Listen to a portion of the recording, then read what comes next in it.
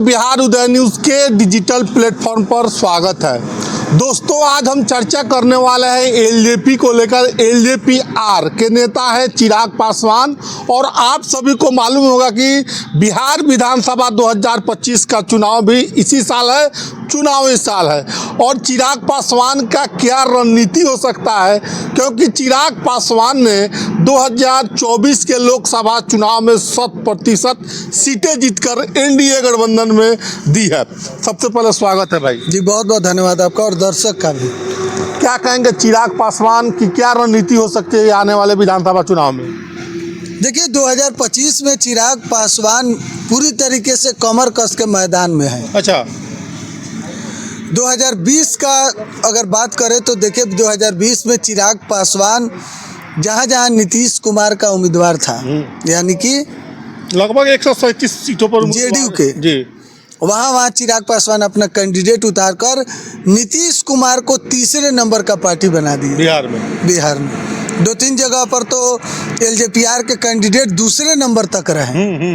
2 number के जी, लेकिन इस बार साफ तौर पर अपना मन चिराग पासवान पहले से ही बनाकर बैठ गए हैं। दर्शकों को साफ साफ बताइए, क्या मन बना चुके हैं चिराग पासवान? देखिए, चिराग पासवान पूरी तरीके से तैयारी में है हाँ।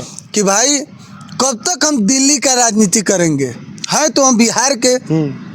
चिराग पासवान का दिल्ली में अब मन नहीं लग रहा है। चिराग पासवान का मन दिल्ली में नहीं लग रहा है? जी बिल्कुल, दर्शक को भी हम बता दें। अच्छा, तो कि क्या चिराग पासवान का जो मन है अब दिल्ली में नहीं लग रहा है। चिराग पासवान अब बिहार की राजनीति करना चाहते हैं। तो सेंट्रल में और से हट जाएंगे क्या? 2025 का जो चुनाव है, हाँ। ये झांकी है। अच्छा। 2030 बाकी है। अच्छा, यानी आपके कहने का 2030 में चिराग पासवान बिहार के मुख्यमंत्री बनने वाले हैं क्या?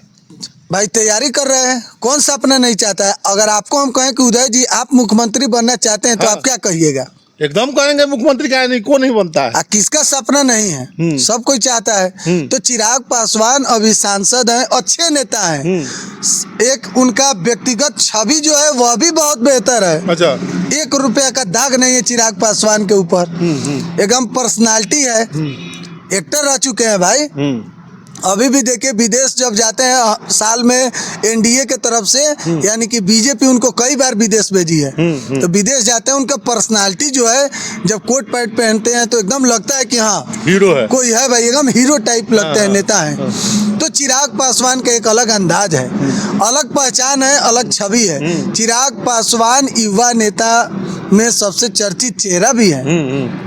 बहुत युवा लोग हैं जो चिराग पासवान को अपना आइकन मानता है, फॉलोअर है उनका। तो चिराग इस चीज में तो आगे है।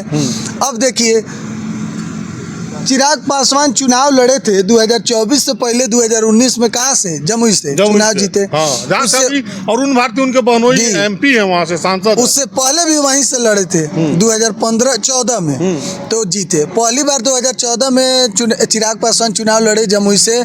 उस वक्त नया चेहरा थे, जीत गए चुनाव। दूसरी बार भी लड़े, जमुई से जीत गए। 2 बार। तीसरी बार सीट बदल के आ गए हाजीपुर से। कह रहे थे क्योंकि उनके पिता का कर्मभूमि है और वहां से अपने चाचा को हराए, पशुपति पारस वहां से जीते हुए थे ना भाई। हाँ, उनको रिप्लेस किया गया, उनको रिप्लेस कर दिए। उनको टिकट नहीं मिला पशुपति पारस को।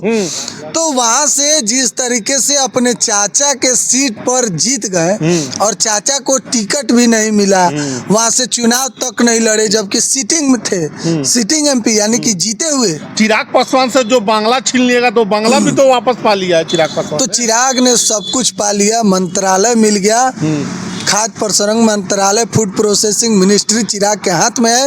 अब चिराग पासवान का अगला जो कदम है वह चिराग पासवान, अब देखिए इस बार कम सीट पर समझौता नहीं करेंगे। आप लिख कर रख लीजिए। मैंने चिराग पासवान कितने सीटों पर समझौता करने जा रहे हैं? जो राजनीति के सियासी गलियारों से विस्फोटक खबर निकल कर आते रहती है, देखिए इसके बारे में आपका क्या ख्याल है? चिराग पासवान के कितने सांसद हैं? 6 सांसद है, 5 के 5 सीट इस बार जीते हैं चिराग। 100% पूरा। कोई को लग रहा था कि चिराग पासवान पूरा का पूरा सीट जीत जाएंगे। इतिहास लग रहा था किसी को 3 को 4 को जीतेंगे, लेकिन चिराग ने जीत के बता दिया कि हाँ भाई चिराग पासवान का दबदबा है, उनके पार्टी का दबदबा है, और जिस तरीके से उन्होंने चुनाव जीता, उनके पार्टी ने सब जगह पर ठीक ठाक पोजीशन से सब लोग सांसद बने हैं। ई ना जो कोई 2,000-4,000 वोट से, अच्छा खासा मतलब वोट से वो सब लोग चुनाव जीते हैं। तो चिराग का मनोबल भी बढ़ा हुआ है, उनके पार्टी का जो जाहिर सी बात है मनोबल बढ़ेगा ही, विश्वास बढ़ता है पार्टी में। पार्टी के कार्यकर्ता के अंदर एक अलग उत्साह, झोंक जो कहा जाता है देहाती में, वह आता है कि हमारी पार्टी अच्छा कर रही है, हमारी पार्टी के जो नेता हैं वह अच्छा कर रहे हैं। तो चिराग पासवान इस पर पूरी तरीके से है मैदान में। और 2030 की अगर हम बात करें तो चिराग पासवान, देखिए हम थोड़े कह रहे हैं, उनके पार्टी के नेता कहते हैं, जो उनके ऑन ऑफ कैमरा बात होती है, नेताओं से बात उनके कई लोगों ने कहा है।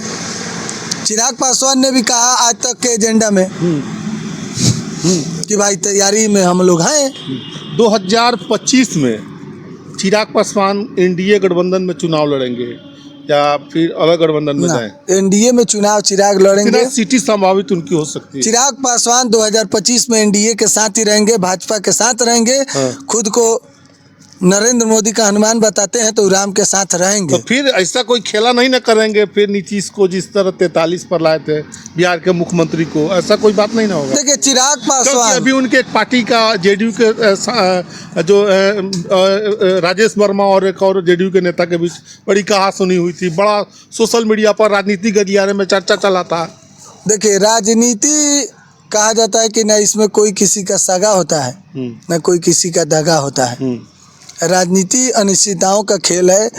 जिस तरीके से आप देख रहे हैं, जो आपको दिखाई देता है वो होता नहीं है, जो होता है वो दिखाई नहीं देता है। अच्छा। इसी का तो नाम राजनीति है।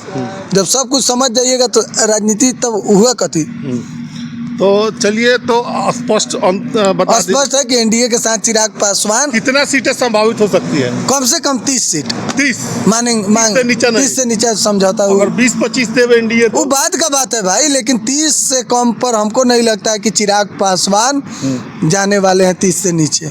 चलिए, बहुत बहुत जी, धन्यवाद। धन्यवाद। तो अभी हमारे साथ थे बिहार एक सोच के editor in chief Himanshu Singh ji ने चिराग पासवान की पार्टी की 2025 में क्या रणनीति हो सकती है, किस बेस पे चुनाव लड़ेंगे, इन्होंने बहुत ही बेबाकी तरीके से बताया। बाकी आप क्या सोचते हैं इस वीडियो के बारे में, कमेंट सेक्शन में कमेंट करके जरूर बताइएगा।